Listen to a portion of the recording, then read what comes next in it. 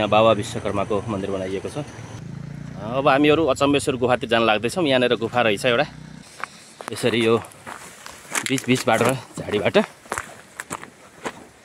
गुफातिर लाग्दैछौँ हामी यहाँबाट।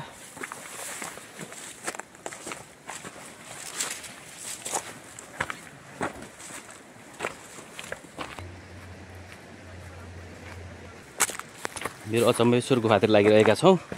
बाटोमा यसरी माथिबाट चाहिँ भत्किँदै गरेको ठाउँ यसरी देखिन्छ।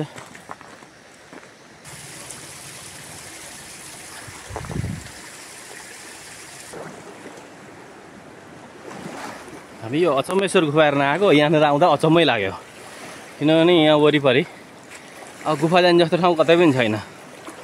यो चाहिँ काली गण्डकी, हामी काली गण्डकीको किनारमा छौँ। गण्डकी कालो छ र यो चाहिँ यसै गरी माथिबाट आएको काली गण्डकी र यसको किनारमा चाहिँ हामीहरू यहाँ छौँ। हाम्रो साथीहरू माथिबाट झर्दै हुनुहुन्छ, उहाँ माथि हुनुहुन्छ उहाँहरू। वास्तवमा हामी जुन उद्देश्यले यहाँ आएका थियौँ त्यो चाहिँ देख्न सकिएको छैन। यो अचम्मेश्वर गुफा हेर्न यहाँनिर आइपुगेको, यहाँनिर कतै पनि गुफा देखिँदैन। यहाँ अचम्मेश्वर गुफा भनेको छ, कहाँनिर हो यो हाम्रै लागि नै अचम्म भयो। यहाँ यो काली गण्डकी किनारे अचम्मेश्वरलाई बेच्न सकिएन, तर पनि हामी यहाँ आए चाहिँ आफै अचम्म भइयो।